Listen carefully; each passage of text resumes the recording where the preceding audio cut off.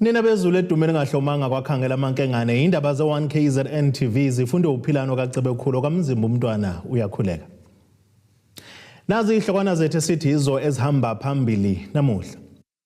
ANC lithi lizobuyisa ukwethenjwa. Kwelulwe ezokubhalisa ongoye kanti ukhongolose uvulela icala owasemhlathuze. Sanemukela kwindaba zethu ze1KZN TV nina bendlovu enamandla. Ubuholo obusha beqembu likaKhongolose KwaZulu-Natal buthi lizogaya ngomunye umhlathi njengoba bezokwenza konke okusemandleni ukubuyisa isithunzi seqembu kubantu nokusho ukuthi angeke babekezelele abaholi abanobugebengu nenkohlakalo uqhekeko ngaphakathi nokunye. Izeka kunjalo lubuholi buthi amaphaphu phansi kwabacabanga ukuthi inhloso enkulu yalubuholi ukwehliswa kwezikhundleni kongqongqoshe nabaholi abathize abajutshwe yiqembu enhlakeni ezahlukene. Lokho ke kwavela kwesithangamisa bezindaba sobuholi obusha bukaKhongolose ebesibanjele eThekwini namuhla. Ukubumbana kweqembu kanye nokubeka eqhulwini izidingo zomphakathi ngezinye zezinto ezizohamba phambili kubuholi obusha bukaKhongolose obusanda kuqokwa ukubuyisa isithunzi saleli qembu KwaZulu-Natal. Into kuyona esizoyibeka phambili yiloku ke esizobe sakha ngawo umbutho kabusha siwuhlela. Ngakho ke ukuthatha kwethu ithuba lokuthi sibeke abantu phambili ingoba siyavuma ukuthi siyabona ukuthi kukhona lapho esilimale khona. Uluza kwethu ukhetho kwenze ukuthi sibuke kabanzi ukuthi iziphi izinto esenze saluza ukhetho. Savumelana ukuthi ukuze ke sikwazi ukuya sibuyele ebantwini ukuba sibeke nje phambili izinto ezisebenzela abantu ukuthi sikwazi ukuthi lapho kunezikhalo khona zabantu sibe kanye nabo sikwazi ukuyolungisa izinto zabantu. Ngawo ke singumbutho sifisa ukusho ukuthi asinalo uvalo ukuthi umbutho uzobumbana kodwa futhi umbutho uzokwazi ukuthi usebenzele abantu ngoba sonke siyavumelana ukuthi yona into ebalekile kulesi sikhathi yokuthi sisebenzele abantu sibeke abantu phambili. Esithangameni nabezindaba sokuqala kusukela lapha beyimenyezelwe ngokusemthethweni ngeledlule badoluleke ukuthi amukho noyedwa ozovunyelwa ukusebenzisa isikhundla sakhe ukwenza ke izenzo zokukhwabanisa nokubeka ke leli qembu endaweni ekahle kulandela ke ukungenzi kahle okhethweni lwangonyaka owedlule nokunye. Laba bathi ke kuyashaqisa ukuthi omasipala abangamashumi amane kwabangamashumi amahlanu nane kulesifundazwe bachazwe umgcini mafakazo lonke njengababhekene nezinkinga zeimali. And that in the financial year 2023-2024 8 leading municipalities in KwaZulu-Natal they failed to spend 7.5 billion rand of their adjusted budget, and that 2.6 billion rand of capital works has not been spent. What does this mean? It means that our people in KwaZulu-Natal are being deprived by useless councillors of not spending budgets that have been appropriated in law, dealing a major blow to service delivery. That will come to an end in our leadership here. We shall leave no stone unturned. Udaba lweGonyama Trust nalo asalanga ngaphandle kulesithangamini. Our immediate view is that we hope that the matter of the Ngonyama Trust and the transport and all the associated issues should be urgently resolved so that there is certainty to each and every person that lives in this province. And for us, that is important. And of course, we will offer our own views through the appropriate channels. Endabeni ze1KZN TV kubi kuntomkhona Mvubu ngeseThekwini. Ngemuva kweyinkinga beyikhungethe abafundi esikhungweni semfundo ephakeme ongoye kwadlangezwa ngasempangeni enyakatho KwaZulu-Natal zokungakwazi ukubhalisa ngenxa ngabinayo imali lesi sikhungo sigcine ke sithatha isinqumo sokuba ke selule insuku zokubhalisa kuze kube umhlazi isikhombisa kwephezulu. Ukhulumele lesi sikhungo uSiyanda Mtambo uthi ngemuva kwemhlangano eminingi bagcine bevumelene ukuthi kwengezwe imali yesikhwama sabafundi eSARC fund ukuze ke kusizakale labo abebengakwazi ukubhalisa. Isikhungo sezemfundo ephakeme University of Zululand ongoye kwadlangezwa selule izinsuku zokuthi abafundi babhalise njengoba bebezingqinamba zokuthi abakwazi ukubhalisa ngenxa yenkinga yokushoda kwemali. Lesi sikhungo sithi kusukela mhla zi-5 namuhla kuze kube umhla zi-7 labafundi abebengabhalisile bazosebenzisa leli thuba. University of Zululand swale sukujabula ukuthi abaphathi be-university bahlalile ne-SRC kwadingidwa indaba ezibalekile ezinye zazo ebezokuthi kwelule isikhathi sokurejistwa kuqale ngomhla ka5 kuye ngomhla ka7 kuMarch 2025 ukuze kusekwe abafundi abahlangabezana nezinkinga zeimali.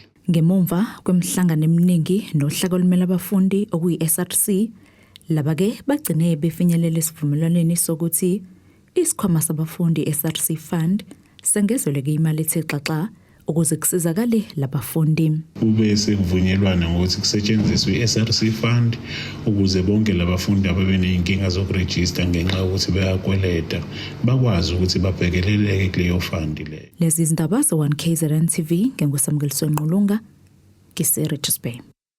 Iqembu likakhongolo sesifundeni Musadladla enyakatho nelikaMthaniya livulela amacala enkohlakalo.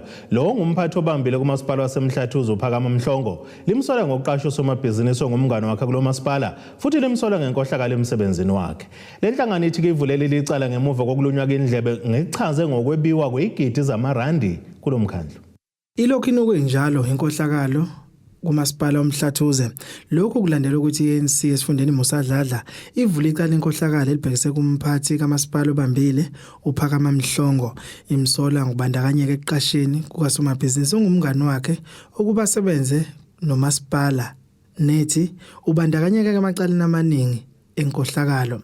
Usekela sihlalo weANC esifundeni Musadladla uPhiwe Mhlongo uthi kuwumsebenzi wabo njengenhlangano ephikisa kulo masipala ukubheka indlela ubuholo obuphethe ngayo. Kodwa icala ke silivule ngoNovember u2024 mina olivulile kodwa bengigunyazwa iANC. Kuyabaluleka ke lokho ngoba kwaANC asiziyele enkantolo asizivulela amacala iANC ngakugunyazile kuumthetho lokho. Funa ke kuthi ke kodwa uma senza i-oversight ukuthi sibheke lapha eMhlathuze siyiqembu noma siyinhlangano ephikisayo. So kuyafuna ke sibabheke laba baphethe ukuthi benza ngokusemthethweni.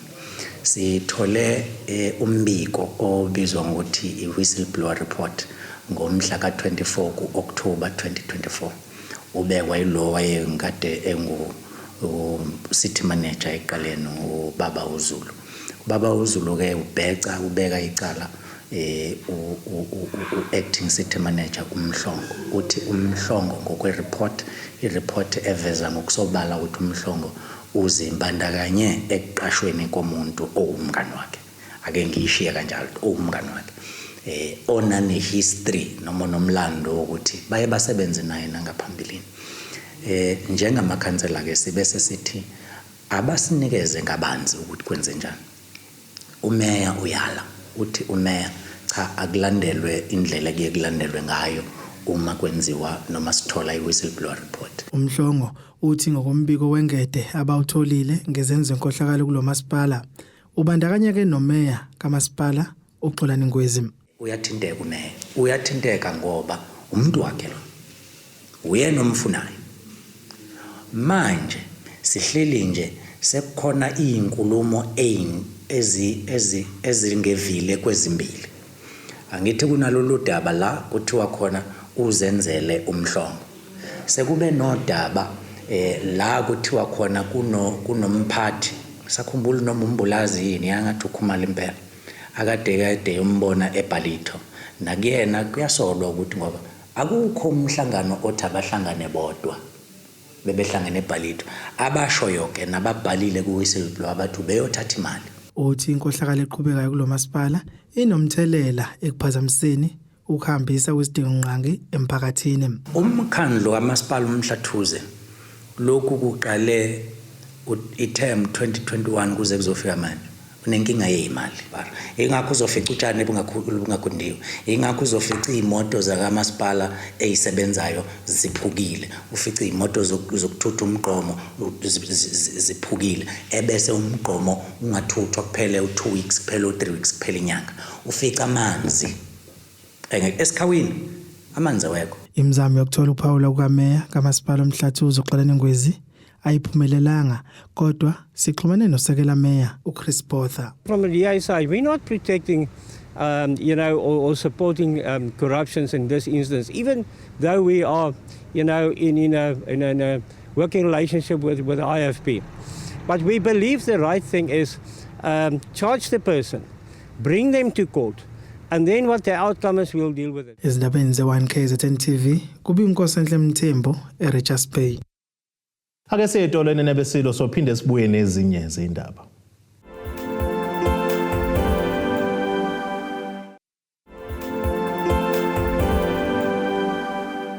Asibonge siphinde sinamukele futhi kwindaba zethu ze1KZN TV nazo kwizona ehamba phambili namuhla. ANC lithi lizobuyisa ukwethenjwa.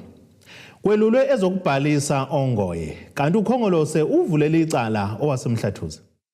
Abalima bebelima kwipulazi Belfontein Farm eseKokstad ogwini oseningizimu kwaZulu Natal bakhala ngokuxoshwa kuleli pulazi ngaphandle kwakwaziswa ngokusemthethweni ukuthi kumele baphume. Laba bathi besebenzisela leli pulazi iminyaka eyisishiyagalombili yonke njengoba sebelahlelwa ngaphandle kuhla kwenyongo yenyathi. UNomusa Zulu ongumunye walabalimi uthi ngemuva kokudlula kemhlabeni komqondiso wenkampani yabilethu uXolo Trading umnyango wezokubuyiswa komhlaba kanye nokuthuthuswa kweindawo zasemakhaya ubayiseke enkantolo enkulu wathi bayehluleka ukusebenzisa leli pulazi ngakho kuzomela baphume baphele kulona. Uthoku manje bakhala ngokuthi ke sebephenduke ondinga Sithebeni. Bakhala ngokuphenduka ondinga Sithebeni abalimi abasebenza kwipulazi Belfontein Farm eseKokstad njengoba bethi umnyango wezokubuyiswa komhlaba nokuthuthukiswa kwezindawo zasemakhaya ubakhiphe ngaphandle kwencwadi yesixwayiso. Umsebenzi awusehlulanga ibona abahluleke ukusihlelela kangangokuba khambe kohamba saze sayiswa eHigh Court ngonyaka odlule ngomhla ka23 September besise High Court. IHigh Court yayisithi ke ngoba sinaye ummeli ozosimela ngakho kudingala ukuthi siphume. Sabe sesicela ejajini ukuthi cha sinomshini lapha ongakwazi ukuthi uqukuleke. Besicela ukuthi singasizakala kanjani. Ijaji laphendula lathi lizobhala incwadi lise kule reform ukuthi uma besikhipha abasilekelele lo mshini bawuthathe bawubeka lapha sikhomba khona.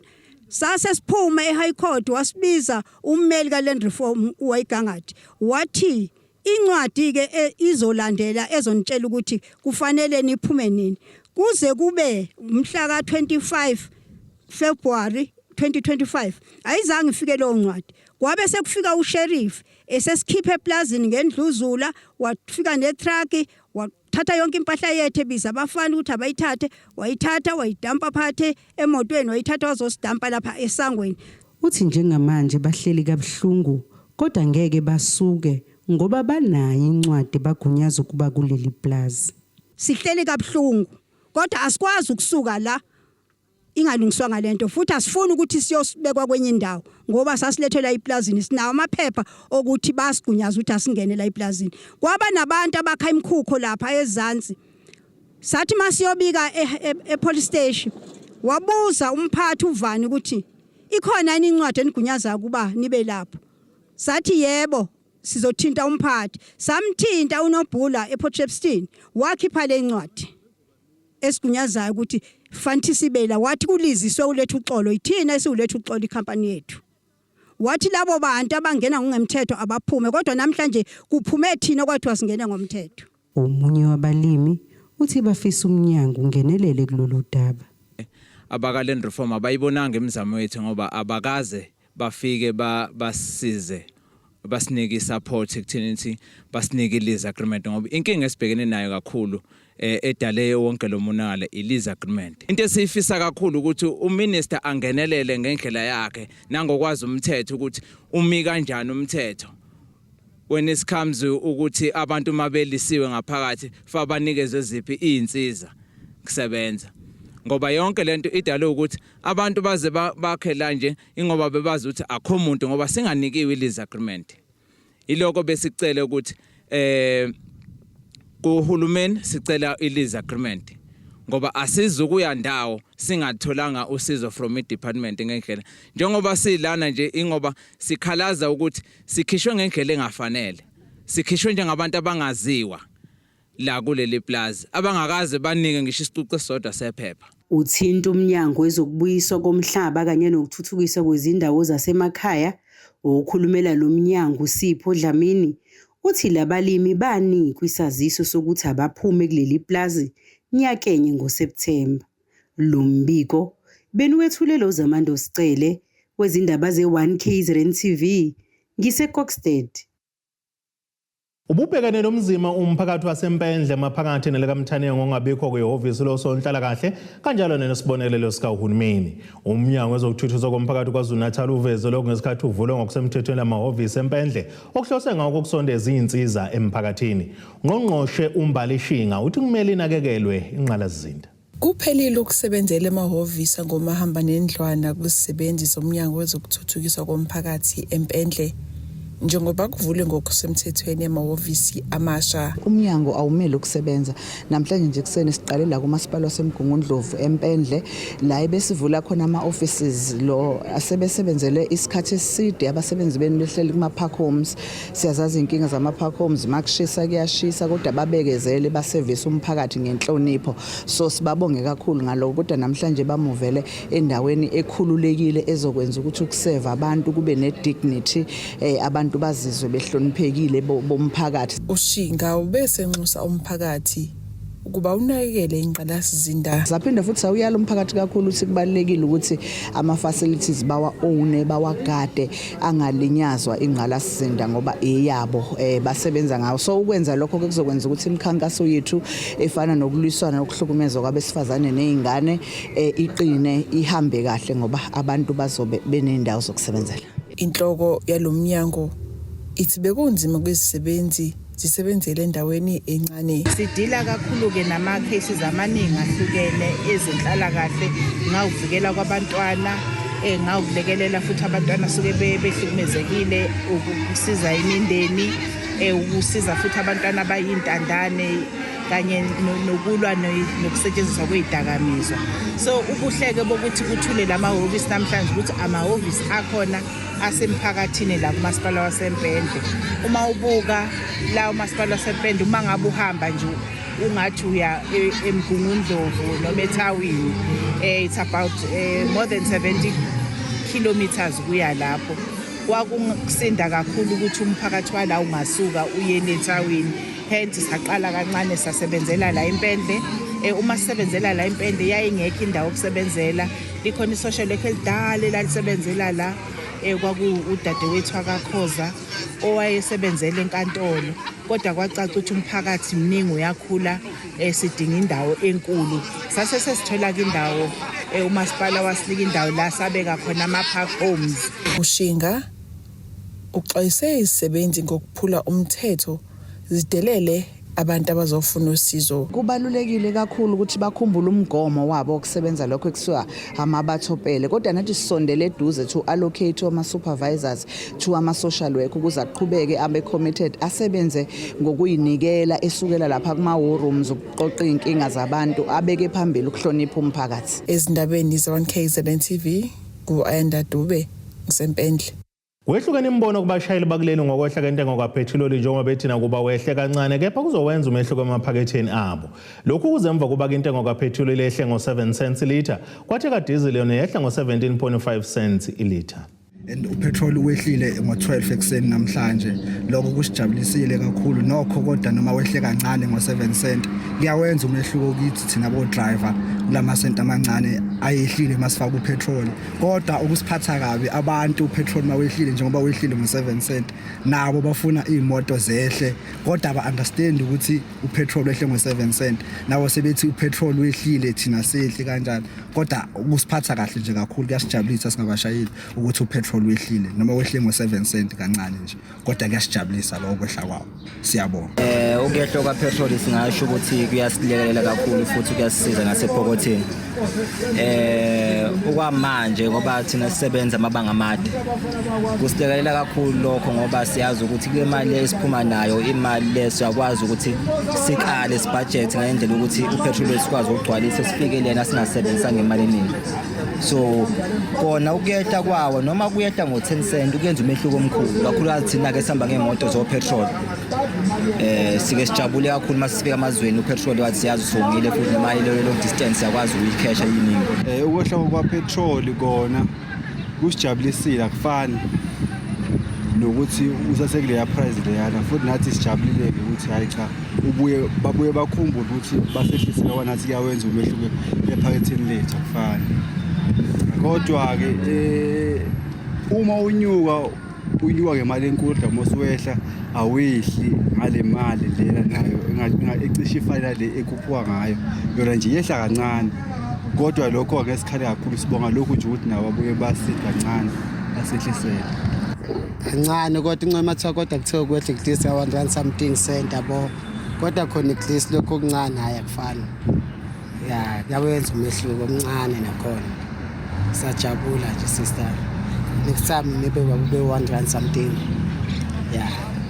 ukwehla kwepetrol akusikeleli lutho ekhwameni ngoba behla ngalo 7 cent nje noma 6 cent lento bayimemezela ilizwe leindaba benza ngo4 ntambama bagibene basibuza ukuthi netaxi oyihlisa ngamalini angeke siyehlisa itaxi sibokuphinde bewukhuphule futhi upetrol cha kuyasilimaza ngempela lo. Uhulumeni cishe wazama kube ukhule ngo3 rand ngabe cishe kuzoba ngcono eSouth Africa kodwa manje basaphula ngama7 cent sisathuke kanzima kakhulu thina abashayeli ngoba nomsebenzi awukho nabantu efuze sibalayishe abekho abasebenzi abantu eSouth Africa lokho kusicindezele kakhulu embonini yamatekisi driver ngoba ayikho into esizuzayo.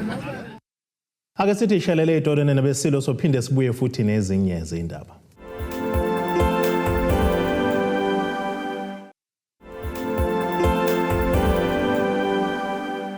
Asibonge siphinde sinamukele futhi kwindaba zethu ze1KZN TV nazo izona ezihamba phambili namuhla. ANC lithi lizobuyisa ukwethenjwa. Kwelulwe ezokubhalisa ongoye kanti ukhongolose uvulela icala owasemhlathuze. Ake sibheke engosini yezomnotho.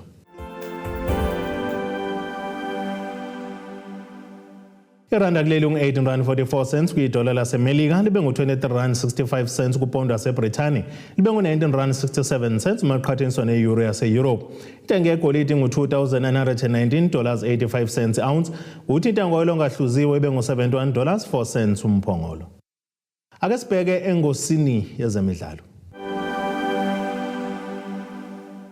Umxhumanisi wezemidlalo esikoleni samabanga aphansi eBrackenham Primary School ese-Richards Bay enyakatho KwaZulu-Natal uNtokozo Shandu uthi kuyamgqugquzela ukubona intsha eyiqeqeshayo yenza kahle kakhulu kwezokugijima. Umthiya uzoba-ke ingxenye yemidlalo ezoba-ke ese-Kings Park eThekwini ngoLwesihlanu kanye nabagijima ababili abazobe bemele isifunda iKing Cetshwayo. Imidlalo yezokugijima ingenye yezinto ezihamba phambili kwezinye zezikole njengoba kuzoba nemidlalo yokugijima yesifundazwe ezobanjelwa eKings Park eThekwini nehlanganisa izikole zamabanga aphansi. Kule midlalo ulindele ukuthi abafundi besikole zamabanga aphansi bancintisane kuyo. Omunye wabaxhumanisi bezemidlalo esikoleni samabanga aphansi iBrackenham Primary ese-Richards Bay uNtokozo Shandu uthi kuyamgqugquzela kakhulu ukubona abanye babafundi bakhe benza kahle kwezokugijima. Provincial athletics ingane zami ngihambe nazo kwi-district esikwazile ukuthi ziyimisele zisebenza ngokuyikhandla za qualifier ama-standard procedure kumele qualify ngazo ukuthi beyeThekwini barepresenta ngoLwesihlanu esiyakhona nge-7 for provincial athletics and not only ngizobe ngihamba as coach wabo but ngizobe ngulona technical officially uzobe King Cetshwayo. Ngiyangqhumezela kakhulu ukuthi ngiqhubeke ngisebenza njengoba sasizamile onyaka odlule nakulonyaka futhi kuyakhombisa ukuthi with extra work leswenza ngama Tuesdays and Thursdays they making sense njengamanje ukuthi phinde ngibonge mfunda kwabazali ukuthi asibazi support ingane lapho nalapho nesikole so ngiyangqhumezela nje ukuthi ngiqhubeke ngisenze kakhulu ngiyafisa ukuthi namantombazane egcine bekhona ngwakhipha nawo esefike le level. Abafundi ababili abasuka kwisikole samabanga aphansi Brackenham Primary nabayingxenye lemidlalo ezobe iseThekwini nabo bazokalisa ukujabula nokuzethemba kubhekwe kule midlalo yezokugijima. Ama-race esiwenzayo 200 meters no-100 meters mbongiseshana ngoba uyena besijimisa esitshela ukuthi mesisebenze kanzima esiduduze mesisebenza kanzima mhlawumbe sithola amabhasari bona nabazali bami uyibona bebengiimali ukuthi ngigibele. Ngithanda ukubonga ukuthi seshana usijimisile sawina sahamba saye district senze uthandaza ukuthi anje nasambe siyowina kwama-provincial ukuthi sihambe siye kwama-national Ngizothanda ukubonga umndeni wami ukuthi anjina ungisupportile nosewa wami ukuthi ungijimisile ukuthi siwine sihambe siye district. Ngizofisa ukuzibona ngigijima ku-TV njengo Usain Bolt. Ngizоthanda ukubona umndeni wami ujabule bengibona ku-TV. Emva kwalemidlalo yesifundazwe abazonqoba bazothola ithuba lokuya kwimidlalo kazwelonke ezobanjelwa eGermiston. Izindabeni ze-1 KZN TV kubika uThabani Maphumulo eRichards Bay. Ake sibheke nasesimo sezulu esingalindeleka.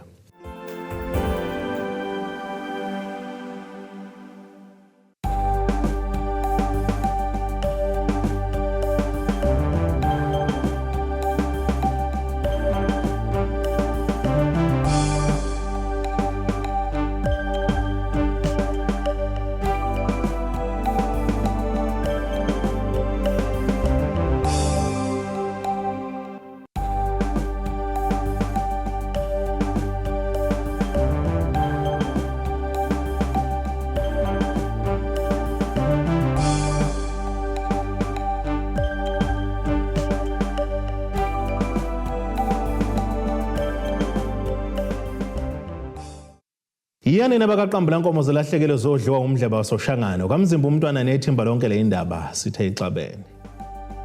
Abethuli bethu bezindaba baxhaswe iThulis Bayview Bridal. Ungabashayela kulezi zinombolo ezivelile.